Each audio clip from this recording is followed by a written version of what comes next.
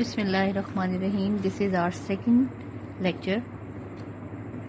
Same topic, chapter 1, problem solving.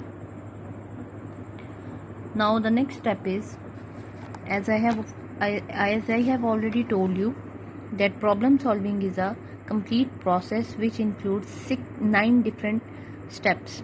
We have already done the first step, problem identification. Second is specify requirements, and today we will start with the third, analyze the problem. Now this is the time when the problem is decomposed into sub-problems. Rather than concentrating the bigger problem as a whole, we try to solve each sub-problem separately.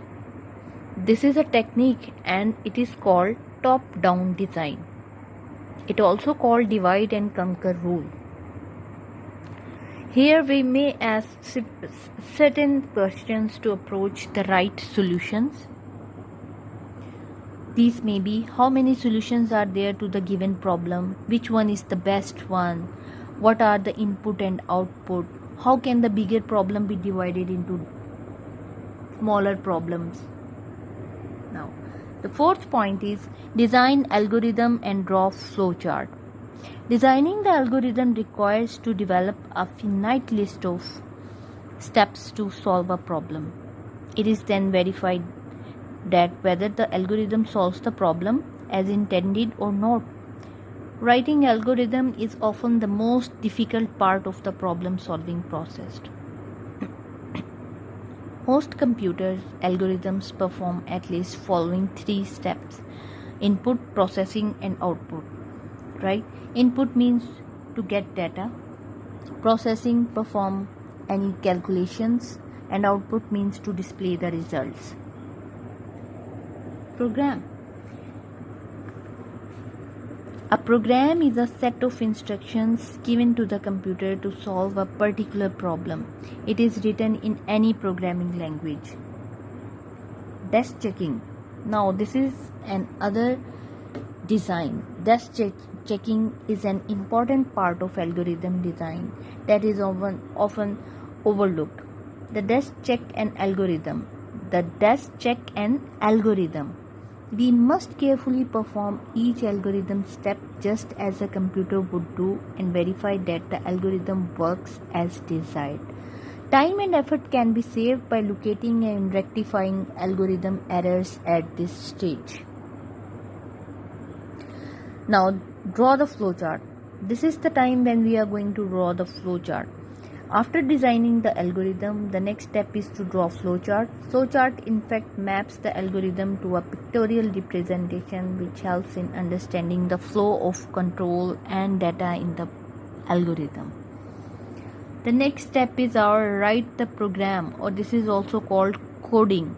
This step involves the conversion of an algorithm to a program written in any programming language.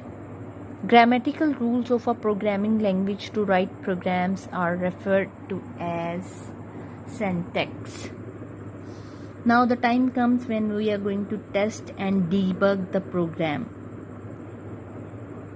This stage requires evaluating the program to verify that it works as desired.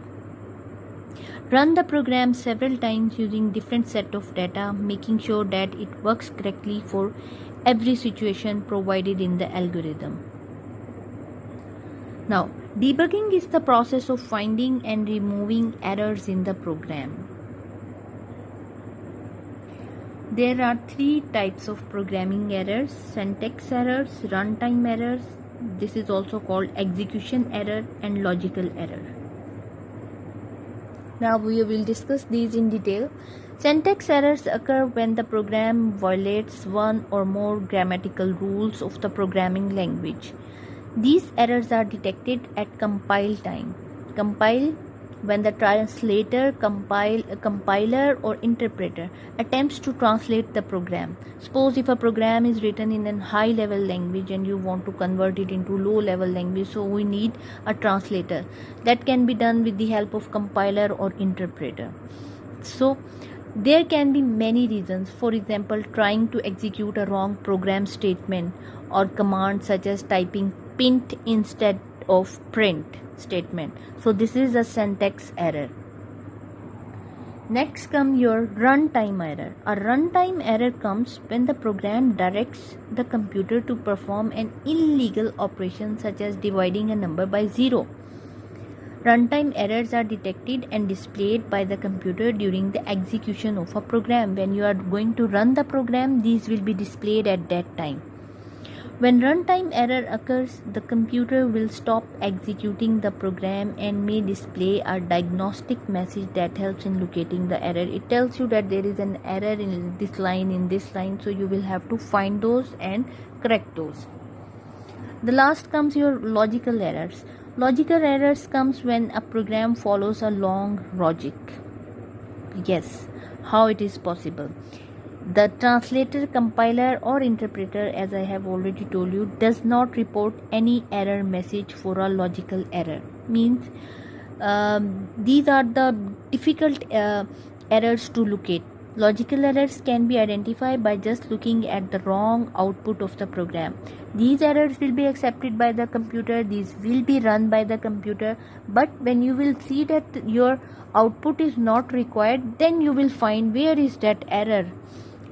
Logical errors can only be detected by thorough testing the program, observing all the variables closely and testing each path of logic flow in the program. For your convenience, as I have told you that runtime errors always occur at the time when you will execute or run the program. Now for your convenience, there is a table that tells you the difference between logical errors and syntax error. Okay, work on it now. Read these pages, page number 2 to 4, and then I'll be back with the next information that comes: maintain and update the program, implement the program and document the program. Till that time, goodbye, Allah Hafiz.